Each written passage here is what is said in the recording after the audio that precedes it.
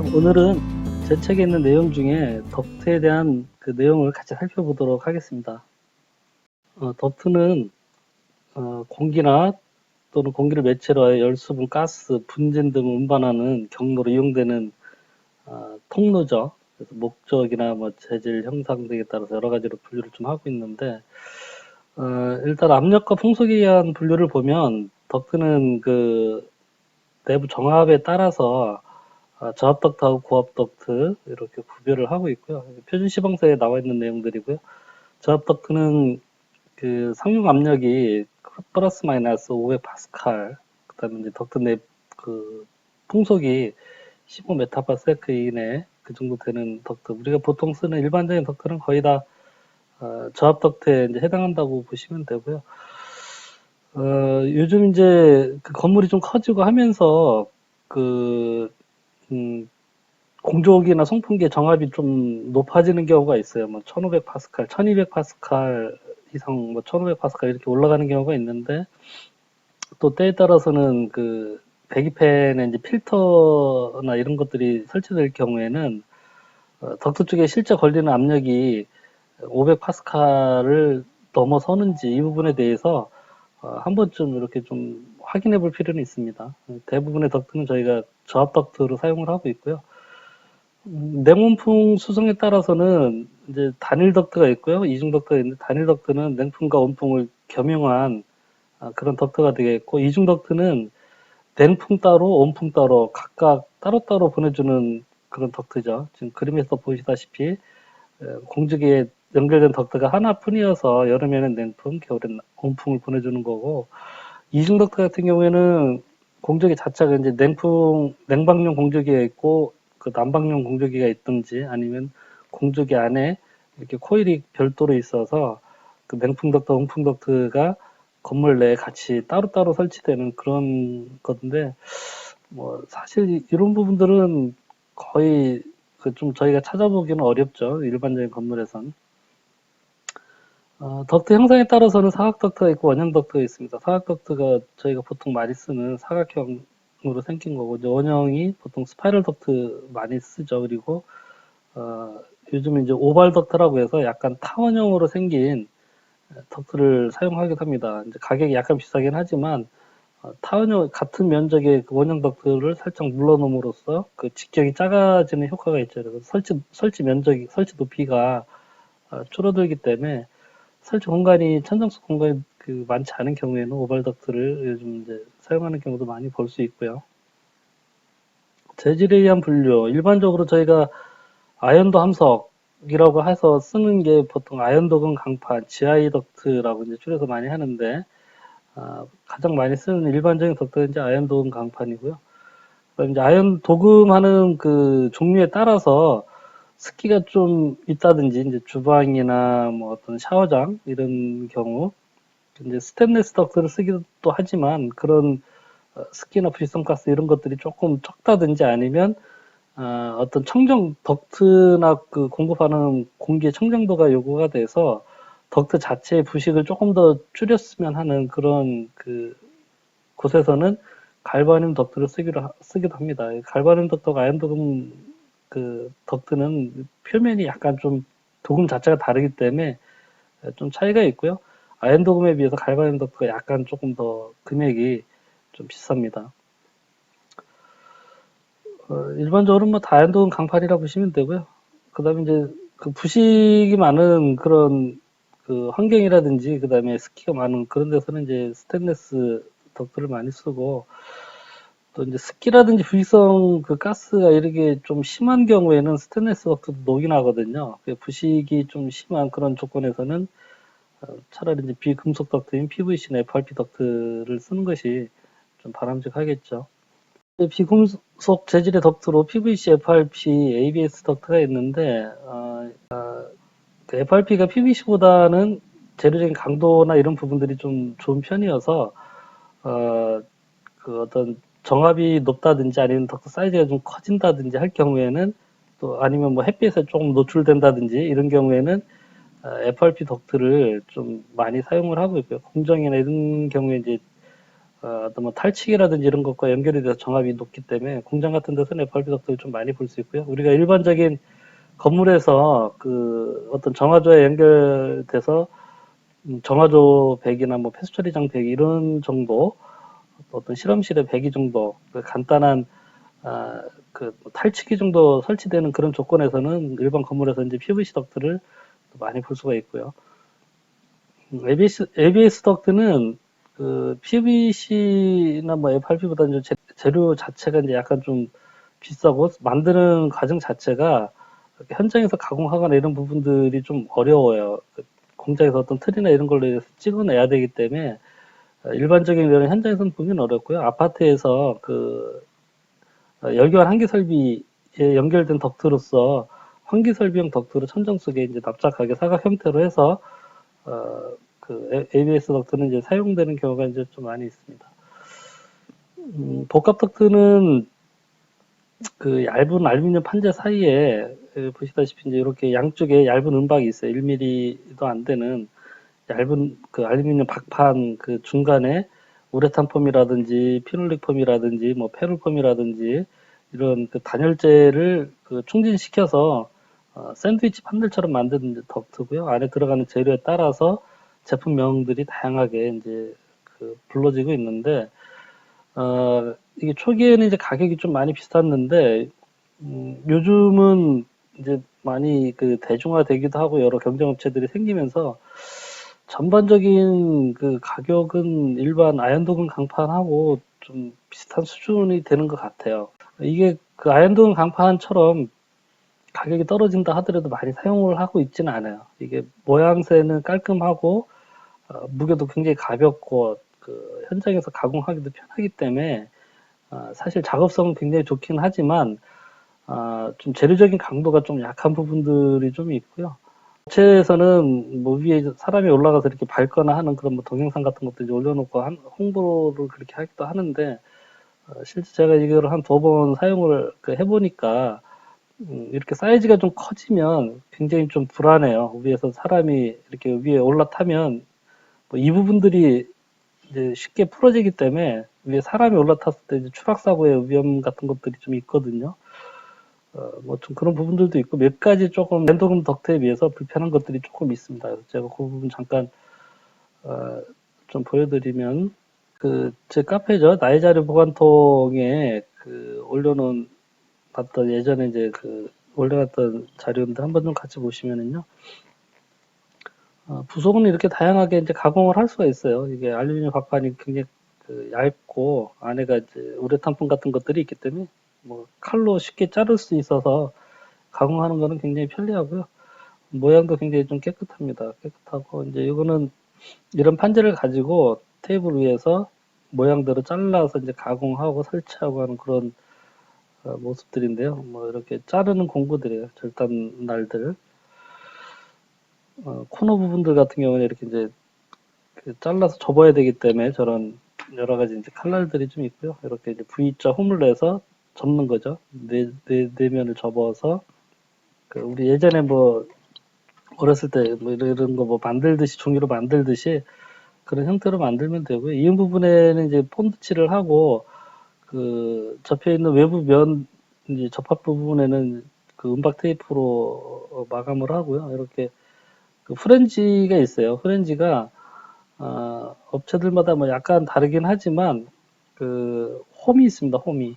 그래서 이 홈 속에 패킹을 끼워 넣어서 양쪽에 있는 홈 사이를 그 패킹을 끼워 넣어서 그 패킹이 그 체계를 해주는 그런 그 형태거든요.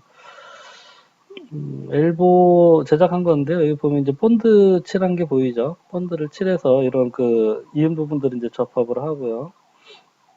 근데 이제 이게 작업하실 때 조금 그 신경을 좀 쓰셔야 되는 부분은 여기 이제 아까 말씀드린 그 패킹이고요. 이렇게 양쪽 프렌지에 그 패킹을 끼워 넣습니다. 이렇게 끼워 넣어서 기밀을 유지하는 건데 그 양쪽 그 덕트도 연결을 해주고 이 부분이 일단은 단열이 좀 안 돼요. 그래서 초창기에는 그 요쪽하고 요쪽 덕트는 양쪽 덕트는 단열이 단열재가 들어가 있지만 이 프렌지 부분은 이제 단열재가 안 들어가 있어서 초창기에 이 부분에서 결로가 좀 많이 생겼어요. 그래서 그 초창기에는 이제 보온을 여기를 프렌지 부분을 보온을 별도로 안 하고 이제 그 설치하는 형태가 많았는데 요즘은 이쪽 부분을 보온해 주는 경우가 많은 것 같아요. OT나 이런 얇은 은박지로 그 은박 보온재로 보온을 해주라고 하는 그 경우가 많은 것 같고요. 그리고 제가 경험상 봐서는 이 부분은 급기 덕트인 경우에는 반드시 보온을 해주시는 게 나을 것 같아요. 그리고 이 이음매 부분, 코너 부분이나 이런 데는 이렇게 실리콘을 쏴서 마감을 하거든요. 실리콘을 쏴서 이제 이런 덕트로 이제 이렇게 마감을 하긴 하는데, 이 부분에서도 좀 틈새가 있다 보니까 정압이 높고 그러면 이 틈새로 좀 누기가 되는 경우가 있어요. 그래서 어쨌든 이음 부분도 프렌지 부분도 단열을 좀 그 은박 그 접착 그 단열재로 좀 보온을 해주셔야 되고요. 이렇게 사이즈가 커지면 중간에 그 타이로드처럼 보강을 해줍니다. 그래서 그 벌어지거나 주저앉지 않도록 하고요. 이게 이제 보강해주는 자재고요. 이렇게 양쪽에 이제 원판 같은 걸 대서 큰 너트죠. 이런 걸 대서 잡아주고요. 분기 덕트를 딸 때도 마찬가지로 프렌지 같은 거를 그 프렌지 부속을 넣어서 여기서 이제 덕트를 인출을 하게 되고요. 단파를 이렇게 그 통 안으로 내장을 시켜서 이제 만드는 그런 형태고 이건 업체들마다 조금 다른 것 같아요. 외부에서 볼 때 이제 순자재 메탄 구출되니까 깔끔은 하죠. 터닝베인이나 이런 것들도 이제 설치가 가능하고요.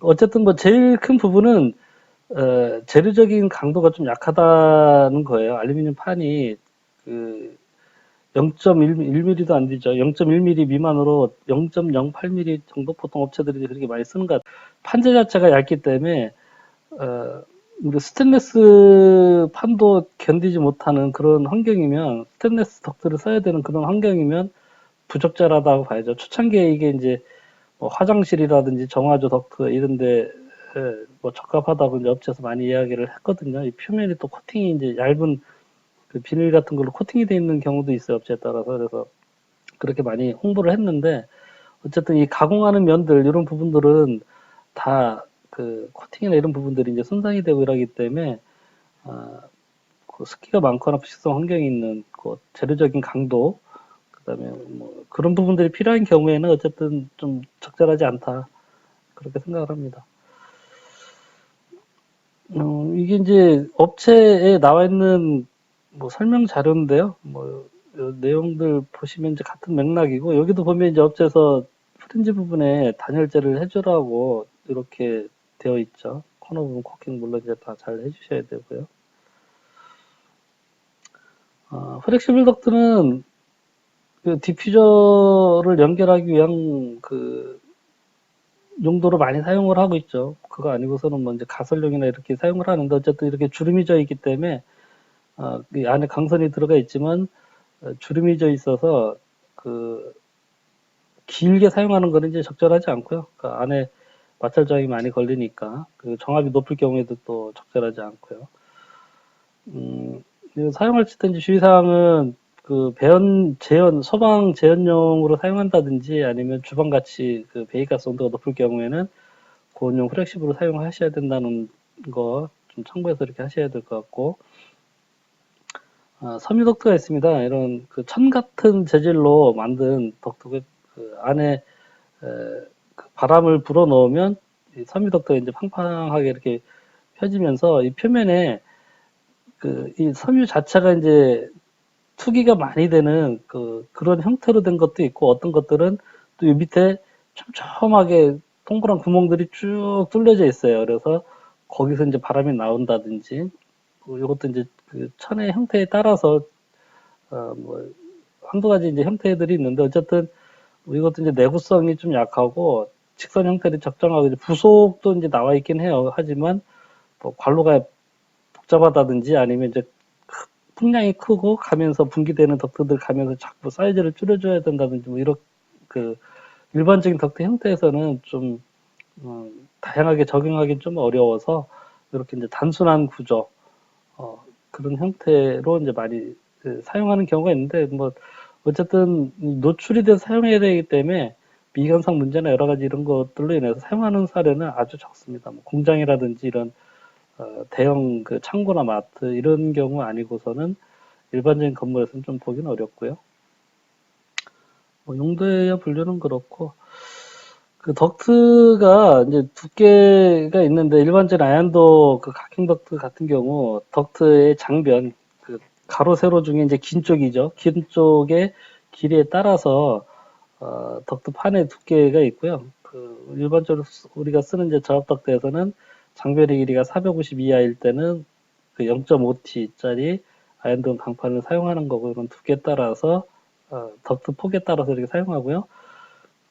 그다음에 아연동 강판 그 각행 덕트에서 이제 12덕트가 있어요. 크로스 비딩 덕트라고. 이거는 그 이렇게 덕트를 만들 때 보통은 한 300 정도 간격으로 이렇게 이런 V자 그 요철을 만드는 거죠. 한번 중간에 리브를 잡아주는 건데 이렇게 300 간격으로 일자로 있는데 이건 그 리브를 이렇게 크로스 형태로 와플 모양처럼 그렇게 이제 촘촘하게 좀 박아줬어요. 그래서 이렇게 하게 되면 당연히 덕트 이 판 떨리는 거라든지 어떤 강도 자체가 좀 그 밋밋한 평판보다는 훨씬 더 좋아지겠죠. 그래서 이게 이제 한 10여 년 전부터 좀 그 개발이 돼서 보급이 되기 시작해서 요즘은 이제 쓰는 경우도 많이 있는데 이건 이제 일반 덕트에 비해서 이 덕트 판의 두께가 한 치수 정도 좀 적다고 보시면 돼요. 그 약간 얇은 판을 쓰더라도 한 치수 정도 얇은 판을 쓰더라도 크게 이제 문제가 없다. 이제 그런 맥락으로 보시면 될 것 같고요. 여기 오타 났네요. 그 1.8T가 아니라 0.8T죠. 0.8T, 그 다음에 1.0T. 그 다음에 아연동 강판 그 원형 스파이럴 덕트가 있고요. 스파이럴 덕트도 이렇게 두께가 있고, 그 스테인리스인 경우에는 같은 사각 덕트라도 일반 아연동 강판보다는 스테인리스 판 자체가 재료적인 강도가 훨씬 더 좀 단단하거든요. 그래서 이것도 이제 그 강판의 두께가 한 치수 정도 일반적으로 좀 적다라고 이렇게 보시면 돼요. 뭐 어쨌든 그 사이즈대로 사용하시면 되고요. PVC 그 각형 덕트 같은 경우에도 정합별로 그 덕트의 장변에 따라서 그 판의 두께가 이제 3T냐, 5T냐, 뭐 6T냐 이렇게 되어 있고요. 요건 이제 정합을 좀 고려하셔야 된다는 게 있는데 일반적으로 저희가 쓰는 거는 1500 파스칼 미만이기 때문에 이쪽 부분의 내용으로 좀 보시면 될 것 같습니다. 그 다음에 이제 덕트의 치수를 결정하는 방법인데요. 보통 이제 많이 사용하는 거는 정합법을 좀 많이 사용하고 있어요. 그 등마찰 손실법이라고 해서 그 덕트의 그 길이당 압력 손실이 항상 일정하도록 덕트 치수를 결정하는 방법이고요. 그러니까 사이즈가 크든 작든 간에 어쨌든 거기에 지나가는 풍량에 따라서 그 덕트의 그 구간에서 발생하는 그 정합 손실이 좀 비슷하도록 그렇게 이제 설계를 하는 작업이고요. 이제 이렇게 하게 되면 일반적으로 덕트 끝부분에 갈수록 풍속은 좀 낮아지고 풍속에 의해서 소음 발생 우려도 적어지기 때문에 일반적인 건물에서는 좀 많이 적용을 하고 있는 가장 많이 적용을 하고 있죠. 일반적으로 다 이렇게 하고 있습니다. 그 단위 길이당 메타당 그 몇 미리미리 AQ의 그 압력 손실이 발생하느냐의 기준이 가지고 이제 설계를 하는데 이게 이제 건물 용도에 따라서 이렇게 더 있고요. 극기 덕트하고 이제 환기 덕트가 돼 있는데 일반적으로 극기 덕트가 환기 덕트보다는 약간 그 정합 손실을 좀 크게 봐줍니다. 그래서 보통 이제 극기 덕트는 0.1 그 미리미리 AQ 퍼 메타당 0.1 미리미리 AQ의 그 정합 손실로 보통 설계를 많이 하고요. 환기 덕트나 배기 덕트는 0.08 그 0.08 기준으로 보통 설계를 하는 경우가 좀 일반적인 그 사례입니다. 근데 뭐 경우에 건물 용도라든지 어떤 그 여건에 따라서 조금 이제 증감은 가능하겠죠. 계산 수식으로 이거를 계산하는 거가 있고요. 보통은 이제 마찰 저항 선도를 이용한다든지 아니면 또 이 마찰 저항 선도를 찾는 것도 좀 불편해서 아예 엑셀 같은 걸로 이제 시트를 해서 덕트 한쪽 그 장변의 사이즈나 뭐 단변의 사이즈를 놓고 그다음에 이제 풍량을 놓으면 그 풍속이랑 정합 그 마찰 저항이 자동으로 계산이 돼서 덕트 사이즈를 그 나머지 한쪽 그 변의 길이를 얼마로 해라 이렇게 이제 계산해주는 엑셀 시트를 사용하는 경우가 좀 오히려 더 많죠. 현업에서는. 그래서 이제 뭐 요거 이제 사례를 좀 하나 보면 풍량이 3500 그 CMH일 때하고 450 CMH일 때 그 위에 있는 마찰장 선들을 이용해서 구하는 방법이에요. 그래서 마찰 손실을 이제 0.15mm AQ로 봤네요. 여기서 이제 조금 더 많이 봐준 거죠. 뭐 어쨌든 기준을 이제 저렇게 해서 설계를 한다고 했을 때 마찰 저항이 0.15니까 한 여기쯤 되겠죠. 0.1하고 0.2 사이에 한 중간 정도 되는 이 지점이고요. 그 다음에 이제 풍량이 3500 CMH니까 풍량이 2000하고 이제 4000이고 여기 3000이고 3000에서 4000 사이 요 중간에 3500. 그래서 요 두 개가 만나는 요 지점에 그 덕트 사이즈를 보니까 요쪽에 이제 정압하고 풍량이고요. 이쪽이 이제 덕트 사이즈예요. 그래서 이쪽에 요 선을 따라서 같은 선을 따라서 이렇게 이제 쭉 와보면 그 한쪽 편에 덕트 사이즈가 300이고요. 200, 250, 300이고요. 거기와 연결된 그 다른 편, 이게 덕트의 이제 이게 덕트 한쪽 편이고요. 이게 덕트 한쪽 편이라고 보시면 돼요. 그래서 한쪽 편의 치수가 달라지면, 한쪽 편의 치수가 그 커지면, 다른 쪽에 그 반대편의 그 치수는 작아지겠죠, 당연히. 같은 이제 풍량이기 때문에. 그래서 그 한쪽 편의 그 덕트 사이즈가 300일 경우에는 그 반대편의 다른 편의 길이가 이제 500. 그래서 만약에 이제 뭐 이 부분은 이제 한쪽 편의 저 치수는 자기가 결정을 하면 되겠죠. 이렇게 이제 300에 500이라는 덕트를 이제 구할 수 있다는 얘기고, 또 이제 여기서 이제 그 원형 덕트도 이제 같이 구할 수 있는데 이 부분에 돼 있는 게 이제 그 원형 덕트의 직경이에요. 직경이 300, 400, 450 이렇게 쭉 올라가고 있고요. 아까 이제 3500하고 0.15 그 미리미리 AQ에 만나는 지점에 덕트가 보면 400보다 약간 큰 치수에 있거든요. 그래서 원형 덕트를 사용할 때는 450 덕트를 이제 선정하면 되는 거죠. 같은 맥락으로 이제 450 CMH일 때를 보면 여기가 이제 그 400, 500, 600이고 여기 450이죠. 그럼 이제 원형 덕트는 180보다 크니까 200파이의 덕트를 선정하면 되고 이 라인을 이제 그대로 연장해서 덕트 쪽으로 가게 돼서 보면 한쪽 변의 그 치수를 200하고 250 사이가 되겠네요. 그러면 이제 한쪽 변의 치수를 250으로 선정을 하게 되면 반대편의 치수는 여기 나와 있는 거죠. 125보다는 크고 150 사이에 있으니까 150으로 선정을 하면 되겠죠. 그래서 뭐 이 부분은 뭐 예를 들어 제가 이제 한쪽 변을 그 200이 아니라 그보다 좀 작게 가져가겠다라고 해서 이쪽 이렇게 좀 낮은 부분으로 가져오게 되면 예를 들어 이제 170으로 가져오게 되면 그다음 그 반대편이 이제 150이 아니라 175로 좀 커지겠죠. 이렇게 이제 서로 이 표 하나에서 그 사이즈를 조절해 가면서 볼 수가 있는 그런 장점이 있고요. 그래서 뭐 저 표를 이용하는 것도 그렇게 어렵지는 않습니다. 뭐 간단하니까 그렇게 활용을 해보시면 되고요. 그다음에 이제 등수법, 정합 취득법이 있는데 등수법은 덕트의 풍속을 일정하게 그 유지되도록 덕트 치수를 결정하는 방법이고요. 덕트 치수가 정해지면 그 안에 이제 양에 따라서 풍속이 같이 결정이 되기 때문에 어떤 덕트의 내부에 공기와 함께 이제 어떤 분체, 이물질 같은 거를 같이 이렇게 수송을 해줘야 되거나 그 배출을 시켜야 되는 그런 경우에는 이제 이게 더 가라앉지 않아야 되기 때문에 좀 풍속을 세게 유지할 필요가 있거든요. 이런 경우에는 이제 등수법으로 끝까지 항상 일정 풍속이 되도록 해서 그 이물질이 가라앉지 않을 정도 계속 날리면서 나갈 수 있게 뭐 그런 경우 아니고서는 일반적으로 등수법으로 그 덕트 설계하는 공조 덕트인 경우, 공조용 덕트인 경우에는 그렇게 많지는 않고요. 이제 정합 재취득법이 있는데 그 이거는 이제 각 분기 덕트 또는 추출구에서 정합의 그 증가가 바로 다음 구간에서의 그 덕트의 마찰 손실을 상쇄할 수 있도록 덕트의 치수를 결정하는 방법인데요. 이제 풍속이 줄어들면 정압이 다시 이제 높아지는 그런 원리를 이용해서 덕트를 이제 설계를 할 때 좀 최대한 그 효율적이 되도록 효율적인 설계가 되도록 이렇게 하는 건데 이게 이제 계산하는 방법이나 이런 부분들이 좀 어렵고 해서 그 현업에서는 뭐 거의 사용을 하고 있지는 않습니다. 어쨌든 제일 많이 사용하는 거는 앞에서 보셨던 이제 이 정합법, 등마찰 손실법을 이제 가장 많이 사용을 하고 있고요.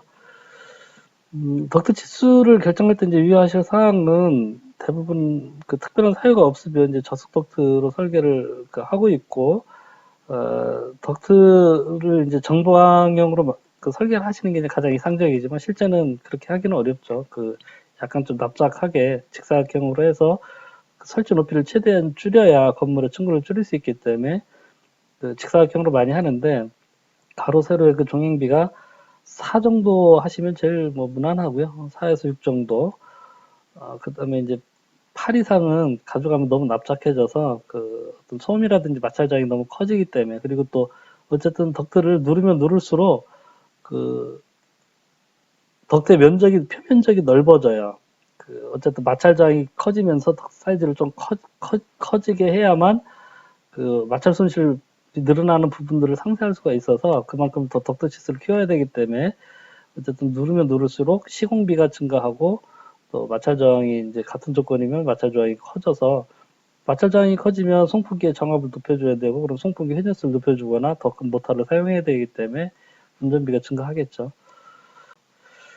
그다음 이제 덕트 보온을 보시면 그 시방서 표준 시방서에 보면 그 보온을 하지 않아도 되는 부분에 대한 표기가 있어요. 이제 가끔 이 덕트에 보온하는 거에 대해서 뭐 따져보는 경우가 있는데 가장 이슈가 되고 있는 부분이 이 부분이죠. 공조되고 있는 실 및 그 천장 속의 환기 덕트, 리턴 덕트죠.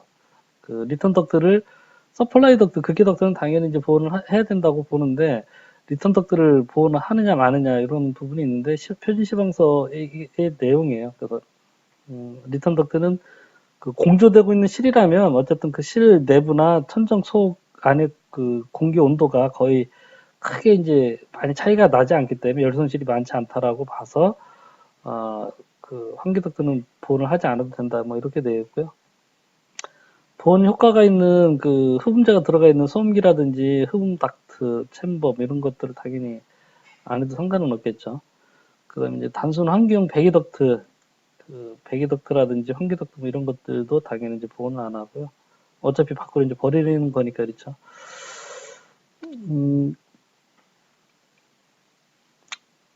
그다음에 이제 단순 환경 덕트나 배기 덕트 다수한 공간이나 온도차가 많이 발생하는 곳에는 덕트 내부나 외부에서 결로가 생길 수 있거든요. 예를 들어 이제 주방 배기 덕트라든지 그 사우나나 뭐 수영장, 그 샤워실 배기 덕트 이런 경우에는 안에 그 공기 온도 자체도 이제 높거나 아니면 굉장히 습기가 많은 뭐 거의 99%, 95% 이런 습기이기 때문에 중간에 그 덕트 관로가 좀 길어지면 중간에 이제 주변 온도에 의해서 덕트 내부나 외부에 그 결로가 많이 발생하는 수가 있기 때문에 그런 경우에는 좀 보온을 해주시는 게 좋고요.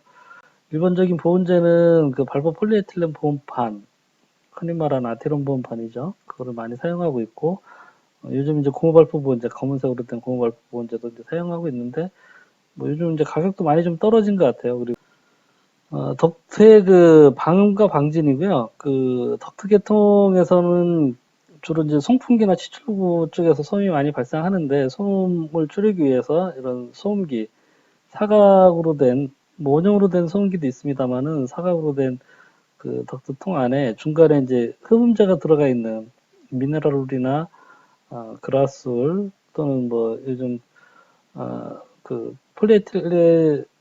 폴리에스테르 재질의 그 합성 그 섬유 재질의 그런 거 넣는 그 스카이비바라고라든가요 제품명으로 그런 거를 이제 넣어서 흡음재를 넣어서 날개를 그 중간중간에 이렇게 해놓으면 음파가 이제 공기가 지나가면서 음파가 여기에 흡음이 되는 그런 거죠. 소음기나 소음 챔버 마찬가지로 이제 사방에 흡음재 들어가 있고요. 소음 엘버 중간에 이제 터닝베인처럼 날개가 있는데 이 날개 안에 흡음재가 있는 그리고 이제 소음이 나거나 이런 경우에는 덕트 자체도 공조실에 있는 덕트 자체에 이제 스프링 행거를 설치를 해서 이 행가를 통해서 구조체를 타고 소음이 전달되지 않도록 그렇게 해주는 경우도 있고요. 그다음에 공기가 나오는 그 주차장의 어떤 루바 같은 경우, 주차장 같은 데 이제 이런 경우 많이 쓰죠. 그 소음을 조금이라도 줄이기 위해서 투출되는 부분에 소음 날개가 들어가 있는 소음 루바를 쓰는 경우도 있습니다. 그리고 송풍기나 이런 경우에는 이제 작업 방진이라든지 하부 방진을 충분히 해줘서 그 장비 자체의 그 진동이나 소음을 좀 줄여주고요. 덕트하고 연결할 때는 플렉시블 그 캔버스 이음을 보통 이제 많이 하고, 공주실의 그 출입문은 특별한 뭐 사연이 없으면 가급적 이중문을 하시는 게 좋아요. 이중문을 해야 문을 통해서 이제 공조기나 송풍기의 소음들이 밖으로 나가는 걸 좀 막을 수 있고요. 전체적인 그림을 보면 이렇게 되겠죠. 이제 요 소음기가 그 원칙은 요 소음기 끝부분이 요 벽에 걸치는 경우가 가장 이상적이에요. 요런 그림이나 조금 더 이제 소음기가 조금 더 들어와서 근데 이 소음기가 이 벽 밖으로 많이 나가게 되면 이 소음기도 보면 그 윗판하고 밑에 판은 흠자가 없어요. 그래서 이 판 자체를 투과해서 그 소음이 나갈 수 있기 때문에 가급적 이제 소음기는 요 공조실 벽을 통과해서 밖으로 나가는 길이가 이제 최소화되는 게 좋고요. 만약에 이제 불가피하게 밖으로 나간다 하면 소음기가 여건상 밖으로 나가게 된다고 하면 이 소음기 밑에 판이나 윗판도 보온을 흡음재를 넣어달라고 해서 예전엔 그렇게도 제작을 많이 했거든요. 밑판하고 윗판에도 똑같이 뭐 소음재 넣어서 이렇게 타공판으로 이제 마감을 하면 되기 때문에 이제 뭐 그렇게 한다든지 아니면 좀 훨씬 또 많이 나가게 되면 라이닝 덕트를 사용하면 되겠죠. 아니면 소음기 자체 설치하기 어려운 여건이면 이 공조기서부터 나오는 구간에 일정 구간, 뭐 한 5m나 10m를 라이닝 덕트를 쓰게 되면 또 그 라이닝 덕트 자체에서 흡음이 충분히 되기 때문에 그렇게 하시면 될 것 같습니다. 공조용 치출구고요. 충류형이 있고 복류형이 있습니다. 뭐 몇 가지 종류가 있는데 하나하나 살펴보시면 아레모스텟형 그 디퓨저라고 되어 있는데 이게 이제 확산을 좀 시키는 용도, 우리가 일반적으로 쓰는 그 디퓨저가 다 여기 해당된다고 보시면 돼요. 뭐 사각 디퓨저, 사각 팬 디퓨저, 뭐 이러저러한 것들이 단지 이쪽에 해당이 되는 거고요. 이런 것들이죠. 우리가 그동안 흔히 많이 봤던. 이거가 이제 아네모스텟이 이게 뭔가 그 표준 시방산학 현장에 일반적으로 나와 있는 자료에 보면 여기 이제 N자가 하나가 더 있더라고요. 근데 N자로 해서 이제 검색을 해보니까 나오질 않고 N자를 하나 빼고 검색을 해보니까 이 아네모라는 게 어떤 바람, 뭐 이런 그 바람, 급기, 뭐 이런 그 의미를 갖고 있더라고요. 이제 스테이트는 뭐 몇 가지 이제 의미가 있지만 그 중에 한 가지 의미가 이제 자동으로 온도를 조절하는 장치 이런 의미가 있어요. 그래서 요게 이제 맞는 철자인 것 같고요. 어쨌든 뭐 그 바람을 이렇게 필요한 용도에 따라서 이렇게 조절할 수 있는 여기 보면 이제 안에 단파가 있어서 단파 날개를 이렇게 조절할 수 있게 돼 있죠. 이건 뭐 수동이긴 하지만 어쨌든 뭐 그렇게 그런 용도의 의미가 아닌가, 그런 의미를 갖고 있는 거 아닌가 싶고요. 보통 일반적으로 이제 스틸로 그 예전엔 많이 만들었지만 요즘은 알루미늄으로 만드는 경우가 좀 많이 있습니다. 일단 재료가 좀 가볍고 가공이 좀 쉽고 이래서 스틸보다 알루미늄이 약간 금액이 비싼데 요즘 일반적으로 이제 이런 판들 알루미늄 많이 만들고 뒤에 부분이나 이렇게 잘 안 보이거나 가공이 용이한 부분들은 그 스틸을 이용해서 만들어서 두 개를 같이 복합해서 만드는 경우가 이제 많이 있는 것 같고요. 천적판 사이즈에 따라서 뭐 300에 300이나 600, 600 뭐 이렇게 이제 종류들이 있고 뒤에 그 목 부분에 플렉시블 호스가 연결되는 그 목 부분 네크라고 하죠. 그 네크 부분에 단파가 설치되어 있는 경우가 일반적이고요. 웨이형 디퓨저는 이런 사각은 이제 정사각형이고 직사각형이라고 생각하시면 돼요. 그리고 이제 직사각형이 바람 나가는 방향이 네 방향이냐 아니면 이쪽하고 이쪽하고 양쪽만 있으면 이제 두 방향이냐 뭐 여러 가지 이제 그 있고요. 팬 디퓨저가 요즘 많이 저희들 보시는 거죠. 이렇게 그냥 그 팬이 하나 날개가 여러 개 있지 않고 팬이 하나가 있어서 좀 모양이 깔끔하고 소음이 좀 적고 먼지 같은 게 이제 나중에 잘 달라붙지 않고 해서 요즘은 팬 디퓨저 많이 사용하고 있고요. 라인 디퓨저는 어떤 에어 커튼의 역할을 한다든지 아니면 그 창가 쪽에서 창가 면에서 발생되는 그 콜드 드래프트나 이런 드래프트를 저감시키기 위해서 창의 방향에 따라 균일하게 쭉 그 내려오게 하는 그런 용도로 그 길이 방향으로 긴 방향 쪽으로 그 수직 길이를 얻고자 할 때 보통 쓰는 거고요. 이것도 이제 안에 날개가 있느냐 없느냐 외부 카바가 어떻게 되느냐에 따라서 T라인이냐 브리즈 라인이냐 뭐 여러 가지가 있는데 보통은 T라인하고 브리즈 라인을 제일 많이 쓰죠. 일반적인 경우. 그다음 밑에 마감판이 있으면 이제 T라인이나 슬롯 라인 같은 거 좀 쓰고요. 수직 분사형 추출구에 이제 노즐 디퓨저가 있습니다. 노즐 디퓨저는 이렇게 된 거죠. 그냥 노즐로 해서 쫙 쏴주는 거죠. 일직선상으로 긋기된 쭉 그 추출 그 기구 중에 이제 도달거리가 제일 멀리 보낼 수 있는 거죠. 그냥 원형으로 해서 쫙 노즐처럼 이제 쏴주는 거니까 천장고가 높을 때 이제 많이 사용을 하고 뭐 기류를 확산해서 뭐 균일하게 뭐 그 편안한 분위기 만들고 이런 용도보다는 특정한 이제 그런 멀리 좀 보내고자 할 때 많이 쓰고요. 천장고 높을 때. 펑카 노즐은 노즐 디퓨저와 같은 이제 개념인데 이 앞부분에 이렇게 바람을 딱 모아주고 이 부분을 요 앞부분에 그 원형 콘 부분이 이렇게 회전이 되고 방향을 조절할 수가 있어요. 그리고 요거는 요 앞에 그 추출구 부분에 이제 덮개 그 개폐율을 조절할 수 있는 단파라고 보시면 되죠. 펑카 노즐은 그렇고요. 그릴은 그 베인 격자형 치출구인데 그냥 이렇게 날개가 있는 거예요. 화장실이나 이런 데 창고 그 단순한 급배기용의 덕도 이런 데서 많이 보셨죠. 그 날개만 있으면 그릴이고 이 뒷부분에 그 단파가 이 날개 모양처럼 생긴 단파가 하나 더 이중으로 붙어 있으면 레지스타. 그리고 보통 이제 미관과 상관없는 부분들에 많이 사용하는데 이게 이제 날개가 달달 떨린다든지 아니면 이쪽에 나중에 먼지가 많이 끼거나 해서 요즘은 뭐 화장실이나 이런 데도 이 그릴을 사용하는 것보다는 앞에 있는 뭐 펜디퓨저라든지 이런 거 사용하는 사례가 좀 많이 있고요. 일반적으로 요즘 그렇게 많이 하는 것 같아요. 그다음에 이제 바닥 그 선회형 치출구가 있는데 바닥 선회형 치출구는 이제 바닥 긋기를 할 때 이렇게 바닥면에 설치를 해서 바람이 이렇게 바닥에 깔리면서 은은하게 올라오게 하는데 이것도 이제 이 안에 그 날개나 어떤 각도 조절한 이런 부분들이 있어서 이렇게 수평으로 보낼 수도 있고 좀 높게 위로 좀 보낼 수도 있고 여러 가지 형태들이 나와 있습니다. 용도에 맞게 이렇게 사용하시면 되고요. 다만 이제 바닥 그 추수구는 그 먼지가 이제 일어날 수 있기 때문에 기류 속도가 너무 높지 않게 선정해야 되는 부분이 있는데 이제 업체 카탈로그라든지 뭐 업체 기술자를 참고해서 이렇게 선정하시면 되고요. 자동형 추출구가 있어요. 그 추출 방향이라든지 풍량을 자동으로 조절하는 용도로 하는 건데 자동 선해 디퓨저라든지 오토 가변 디퓨저 또는 뭐 변풍량 디퓨저 이렇게 이런 제품명들로 요즘 많이 나오고 있는 거고요. 그 자동 선해 가변 디퓨저는 보통 이제 열 팽창식 온도 조절기가 들어 있어요. 바이메탈로 생각하시면 되고요.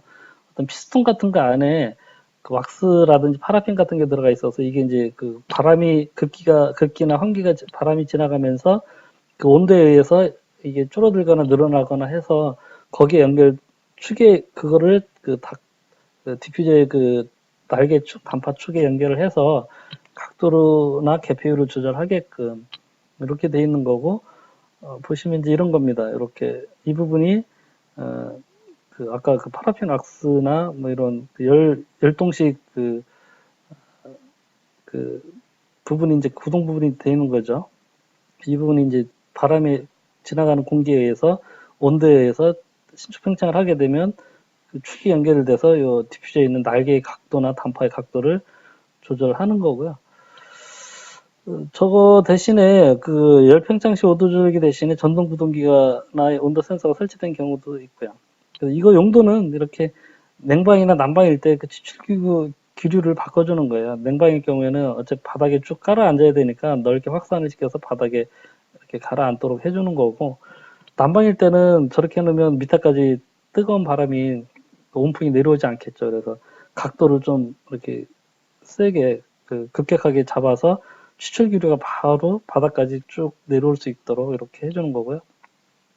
벽면에 설치하면서 이렇게 각도를 조절하는 것도 있어요. 그 로비나 홀 같은 경우에 벽면에 설치를 해서 난방일 경우에는 이 토출구 부분이 이제 아래로 꺾이게 단파 날개 대신에 요 콘 부분을 이렇게 축을 잡아서 여기 이제 축이 있겠죠. 양쪽에 축이 있고 숙여지게 하기도 하고 이렇게 들어 올려지 냉방일 땐 들어 올려지고 난방일 땐 밑으로 꺾이겠죠. 바닥 쪽으로.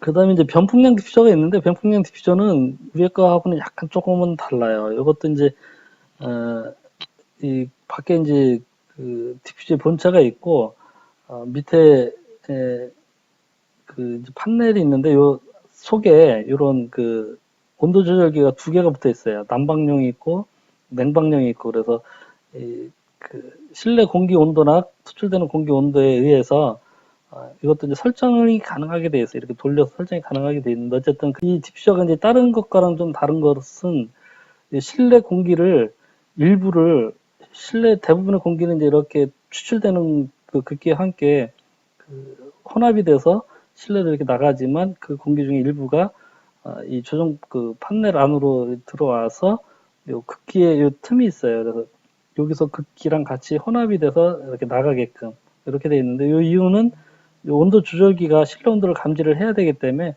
실내 온도를 이렇게 감지할 수 있게 이렇게 돼 있고요. 이 실내 온도에 따라서 요 판넬이 이제 극기되는 양이 좀 조절이 돼요. 극기되는 양이 실내 온도가 올라가면 요 날개가 추출 댐퍼가, 여기 댐퍼라고 보시면 되죠. 댐퍼가 많이 닫혀서 극기량을 좀 줄여서, 실내 온도가 다 올라갔으니까 극기량을 좀 줄이고, 또 실내 온도가 설정 온도보다 많이 벌어지게 되면 다시 열려서 다시 실내 온도를 설정 온도에 맞춰주게끔 하는, 그래서 그런 형태라서 이게 이제 주로 많이 쓰는 게 대온도차의 저온극기 방식에서 많이 써요. 추출되는 보통 공적에서 나와서 닭대에서 추출되는 디퓨저에서 추출되는 극기 온도가 보통은 15도, 16도, 뭐 17도 이 정도 선이 되는데, 그거보다 낮으면 결로가 이 표면에서 결로가 많이 생겨서 보통은 뭐 16도나 15도 미만으로 내려가지는 않지만, 이 극기 온도를 12도, 11도까지도 이제 낮게 해서 그만큼 온도차가 크기 때문에 풍량을 줄여서 에너지를 절감하고자 하는 그런 이제 저온극기 대온도차 공조죠. 그런 방식에서는 표면에 이제 결로가 많이 발생하는데, 이 디퓨저 같은 경우에는 이 확산되는 혼합되는 공기의 혼합률이 좋기 때문에, 그리고 표면에 따라서 이렇게 쭉 천장면을 따라서 극기가 이제 추출기로 형성이 돼서 결로가 일반적인 디퓨저에 비해서 결로가 발생하지 않는다라고 해서 저온극기일 경우에는 대부분 변풍량 디퓨저를 많이 적용을 합니다. 근데 가격이 일반 디퓨저에 비해서 엄청 비싸요. 상당히 많이 비싼데, 어쨌든 그 비싼 만큼 장비의 용량을 송풍기의 용량을 줄인다든지, 그다음에 덕트 사이즈를 줄여서 전체적으로 보면 시공비가 뭐 비슷하다 이렇게 이제 업체에서 이제 이야기를 하고 있고요. 어쨌든 디퓨저가 조금 비싸서 일반적인 건물에서 이렇게 흔하게 볼 수 있지는 않고요. 아예 설계 초기 단계부터 이제 저온극기 같은 경우는 설계 초기부터 이런 장비부터 시작해가지고 공조기, 코일, 그다음 덕트 사이즈 다 같이 이렇게 설계를 해야 되기 때문에 설계 컨셉 자체가 그렇게 되어 있는 이제 일반 건물 일부 건물에서 사용되고 있습니다. 저런 뭐 열동식 구동기 말고 온도 조절기 말고 그냥 전동 댐퍼하고 온도 센서, 그다음에 온도 조절기 이런 것들을 이용해서 전동식으로 된 그런 것도 있고요.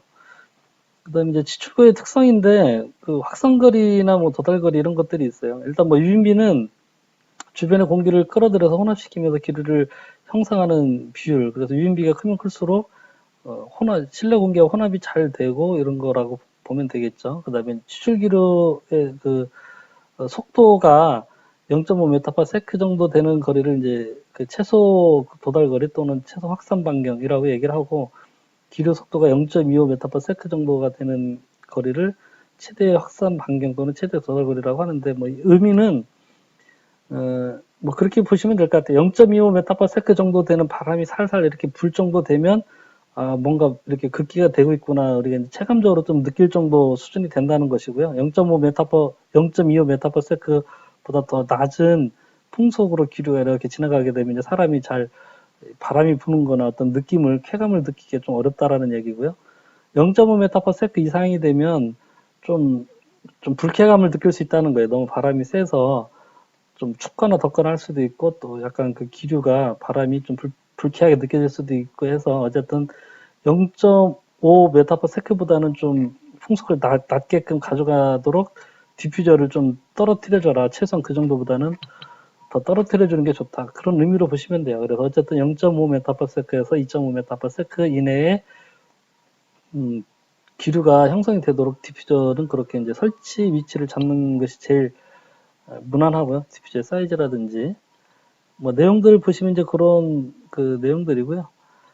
추출 기류의 그 온도차가 있는데, 온도차가 너무 크면은, 온도차가 크면 클수록 일단 어쨌든 이제 풍량은 적어져서 그 송풍기 운전비를 좀 절감할 수 있겠죠. 그다음에 뭐 덕터 사이즈라든지 이런 것도 이제 더 줄일 수 있고 풍량이 적어지니까. 그래서 이제 경제적이기는 하지만 어쨌든 추출구 표면에 이제 결로가 발생하기 좀 쉬워요. 어쨌든 주변 공기 온도, 우리가 보통 생활하는 온도는 이제 딱 정해져 있기 때문에, 뭐 냉방일 경우 그거보다 일반적인 온도보다 훨씬 더 낮은 온도로 추출을 하게 되면 그 결로가 발생을 할 수 있고요. 일반적으로 추출구를 11도 이내, 실내 온도하고 추출되는 공기 온도가 11도 이내, 이렇게 이제 하고, 그릴형인 경우, 그 다음에 천장형 디퓨저인 경우에도 17도를 넘지 않는 것이 좋다, 이렇게 되어 있고요. 일반적으로 한 14도, 15도 정도까지는 괜찮은데, 하여간 14도 미만으로 내려가면 제 경험상으로는 결로가 발생하더라고요. 여름철에. 뭐 습기가 높은 날은 뭐 15도, 16도에서도 결로가 발생할 수도 있고요. 안에 내부 그 실내 습도에 따라서. 이 디퓨저 이제 업체 그 카탈로그인데, 이제 사각 그 디퓨저, 일반적인 사각 디퓨저고요. 뭐 이렇게 이제 재질도 여러 가지 종류로 선택을 할 수가 있고, 그 사이즈에 따라서 이제 요 뒤에 그 네크 다이아라고 하죠. 그 뒤에 플렉시블 연결되는 그런 부분의 사이즈에 따라서 이제 뭐 이런 가로 세로 뭐 이런 것들도 있고, 이거 선정을 할 때 이 업체 이제 이 디퓨저 판매하는 업체들이 이제 카드라에 보면 항상 이 표가 있어요. 보면 이제 뒤에 네크 다이아가 그 125파이짜리, 150파이짜리, 200파이짜리, 250파이짜리 뭐 이렇게 되어 있고요. 그 네크 다이아에서의 그 풍속이 있죠. 풍속이 있고, 그 다음에 이 디퓨저에 풍량이 있어요. 이 풍량이 있고, 그 다음에 이제 이 디퓨저에서 이 풍량일 때, 그 풍량이 커지면 클수록 풍속은 세지겠죠. 그 풍량일 때, 이 디퓨저 발생하는 마찰 저항 손실값들이 또 나와 있어요. 당연히 풍량이 커지면 마찰 저항이 커지겠죠. 그 다음에 이제 그 디퓨저의 그 반경이 나와 있는데, 이게 이제 0.9하고 에서부터 2m 뭐 이렇게 돼 있고요.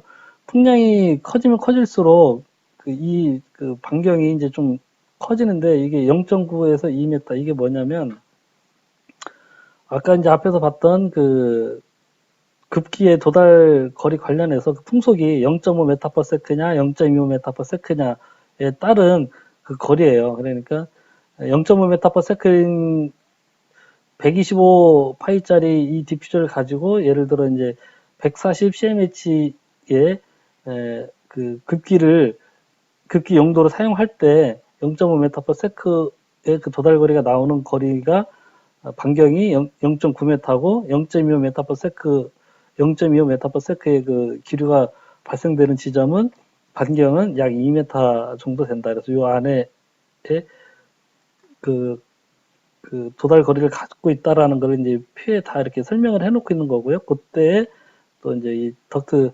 디퓨저에서의 그 소음, 발생되는 소음에 대해서도 이렇게 쭉 나와 있어요. 그래서 일반적으로 업체에서 이제 이런 표들이 다 있긴 한데, 저희가 대부분 이제 이런 그 풍량들은 설계를 할 때 각 실일에 발생되는 실내 부하를 그 부하 계산을 해서 거기에 그 각 실마다 이제 필요한 풍량들이 이제 정해지고 그 실에 그 필요한 풍량들이 정해지면 그 풍량을 디퓨저 뭐 예를 들어 한 개로 할 거냐, 두 개로 할 거냐, 세 개로 할 거냐에 따라서 그 디퓨저 수량에 따라서 이 풍량들이 또 달라지겠죠. 그래서 이런 적정한 도달거리가 나오게끔 그 디퓨저 수량을 늘려서 이렇게 할 수도 있고 뭐 줄여서 할 수도 있고 이제 그렇게 이해를 하시면 되겠습니다. 추출구에서 풍속은 보통 뭐 2.5 메타퍼세크에서 일반적인 이제 주택이나 뭐 이런 경우 이제 3.8 메타퍼세크까지 이렇게 돼 있긴 한데 보통 뭐 3 메타퍼세크를 넘기지는 않고요. 2.5에서 3 메타퍼세크 정도면 크게 이제 사용하시는 데는 이제 무리가 없는 것 같고 3 메타퍼세크 이렇게 넘어가게 되면 사실은 좀 불편해서 소음이 발생하기 때문에 조금 느껴져요. 이 소음이 날개에서 바람 소리가 느껴져서 어쨌든 보통 2.5에서 3m/s 정도로 그 정도로 하시는 게 좀 적정하고요. 그 외부에 그 루바에서 그 명풍속 구하는 이제 방법이 좀 나와 있는데 풍량이 뭐 하나만 보죠. 풍량이 2만 cm인 크기펜의 외부 루바 크기가 가로 2m, 세로 1m일 경우 루바 날개 면에서의 풍속을 계산해 보자. 그 풍량은 면적 곱하기 풍속이었죠. 그래서 이제 거기서 이제 면적을 밖으로 반대편으로 넘겨서 그 풍속은 풍량 나누기 면적 이렇게 되고요.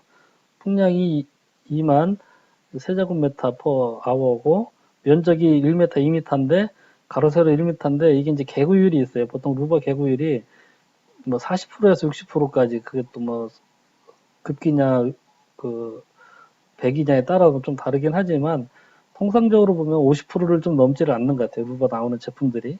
뭐 보수적으로 볼 때는 40%까지도 봐주는데 통상적으로 그냥 50% 정도 봐주면 뭐 큰 무리는 없는 것 같고요. 그래서 어쨌든 50% 적용하고 단위를 이제 초 단위로 바꾸게 3600을 나눠주면 5.5 메타퍼세크. 그래서 이렇게 보면 그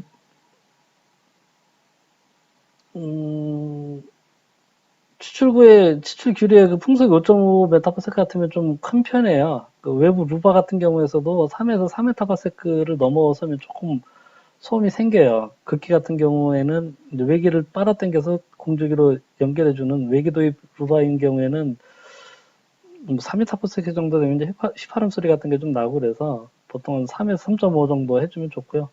배기 같은 경우에는 그래도 조금 그 휘파람 소리나 이런 부분들이 좀 적더라고요. 루바 형성 자체가 안쪽에서 이제 밖에는 밋밋한데 안쪽에서 돌기 같은 거나 이런 부분들이 있어서 그래서 이제 배기 같은 경우 한 3m/s나 4.5 정도 해더라도 크게 이제 무리는 없는데 어쨌든 5.5는 좀 세서 이제 루바 사이즈를 더 키워줘야 되겠죠. 그래서 이제 한 3m/s 내외가 되도록 그렇게 해주면 되고요.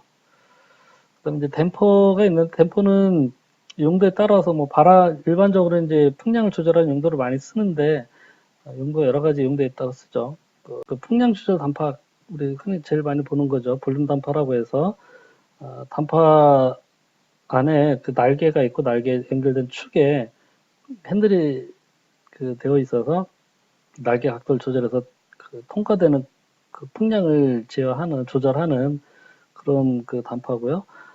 이 날개 그 끝부분에 고무 패킹이 들어가 있어서 단파를 닫았을 때 바람이 그 누설되는 그 풍량이 없도록 그 만들어진 그 단파는 이제 에어타이트 단파라고 해서 주로 공조기 같은 데라든지 아니면 뭐 저렇게 기밀성 있게 써야 되는 기밀성 있는 볼륨 단파가 필요한 경우에 이제 많이 사용을 하고 있고요.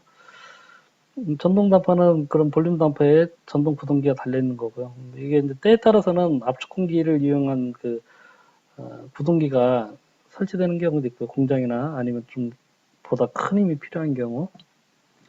방화 풍량 조절 단파는 방화 구획을 관통하는 덕트에 설치돼서 슈즈가 있어요. 슈즈가 있고 슈즈가 이제 스프링이 있거든요. 이렇게 스프링 스프링이 요 날개에 이제 연결이 되어 있는데 그거를 이 퓨즈가 일단은 평상시에는 붙잡고 있다가 그 불이 나서 연기, 뜨거운 공기가 이제 통과를 하게 되면 퓨즈가 녹아서 떨어지면 이 스프링에 의해서 단파가 날개가 딱 닫히게끔 되어 있는. 그래서 이거는 이제 사용 용도에 따라서 휴지 온도를 뭐 72도냐, 103도냐, 뭐 180도냐 이렇게 좀 조절할 수가 있기 때문에 휴지 온도를 용도에 따라서 좀 그 주문을 해야 되고요. 방화 풍량 조절 단파는 이 퓨즈가 그 단파 안으로 이제 퓨즈의 끝부분이 온도 감지하는 부분이 들어가 있고 퓨즈가 이 외장이 되어 있는 거예요. 핸들 뭉치 이 안쪽에 외장이 되어 있어서 나중에 이제 퓨즈가 끊어져서 닫혔을 때 복구를 시킬 때 밖에서 이 퓨즈 뭉치 안에 핸들 뭉치 안에서 퓨즈의 교체가 가능하도록 만들었고 그다음에 그렇게 하면서 이 단파 날개 각도 자체를 평상시에도 조절할 수 있게 해서 그 방화 단파와 풍량 조절 단파의 기능을 같이 하도록 그래서 이제 이름도 FVD 이렇게 되어 있고요. 그 다음에 역류 방지 댐퍼가 있어요. BDD라고 있는데 이 BDD는 이제 바람이 한쪽 방향으로만 흐르고 반대편으로 흐르지 않게 우리 환풍기 같은 경우 뒤에 달려있는 그 날개죠. 그런 거 생각하시면 돼요. 그래서 그 배관에서 이제 체크 밸브의 기능을 하는 거죠. 이쪽에서 바람이 불어주면 날개가 바람의 힘에 의해서 들려서 이제 바람이 통과하는데 반대편에서 바람이 불어오게 되면 급기가 되게 되면 이제 날개가 딱 닫히겠죠. 바람이 계속 밀고 있으니까 더 이상 날개가 이제 열리지 못하고. 릴리프 단파는 이제 클린룸 같은 경우에서 많이 쓰는데 실내에 어떤 양압을 걸거나 압을 걸었을 때 적정한 압이 유지되도록 너무 과한 압이 걸리게 되면 좀 안에서 다른 문제가 생길 수 있겠죠. 그래서 안에를 이제 가압을 하고 있을 때 그 이 콘이 바람의 압에 의해서 실내 압에 의해서 살짝 들려요. 여기 보면 이 축이 콘이 가동되는 이 축이 약간 사선으로 되어 있거든요. 그래서 안에서 압이 올라가게 되면 이 콘이 위로 이렇게 축을 따라서 위로 살짝 열리면서 바람들이 안에 있는 과잉의 급기가 바깥쪽으로 새어 나갈 수 있게끔 만들어진 보통 이제 클린룸에서 많이 사용하고 있고요. 그다음에 피스톤 릴리즈 단파는 실내 이제 수압가스 설비를 쓰는 경우에 그 수압가스가 터졌을 경우에 이 피스톤 쪽으로 이쪽에 그 동관을 이용해서 수압가스를 연결하도록 돼 있어요. 수압가스가 터지면서 노즐에서도 이제 분사가 되지만 이 동관을 따라서 이 피스톤으로 와서 이 피스톤을 쭉 밀어 올리면 그 축에 톱니바퀴가 이제 돌아가면서 축이 돌아가서 이제 단파가 닫히도록 되어 있는 그런 단파고 이제 소방용으로 많이 쓰신다고 보면 되고 그다음에 이제 덕트용 전건구는 뭐 전건구죠. 이런 방화 단파 휴즈가 끊어지거나 하면 교체를 해야 되기 때문에 덕트 수관회를 이제 점검을 하거나 유지 보수를 해야 될 필요가 있을 경우 덕트용 전건구를 붙이기도 하고요. 오늘은 이제 그 덕트에 대해서 좀 살펴봤습니다. 뭐 디퓨저라든지 덕트 선정 과정 이런 부분들 살펴봤는데요. 다음 시간에 뵙겠습니다. 수고하셨습니다.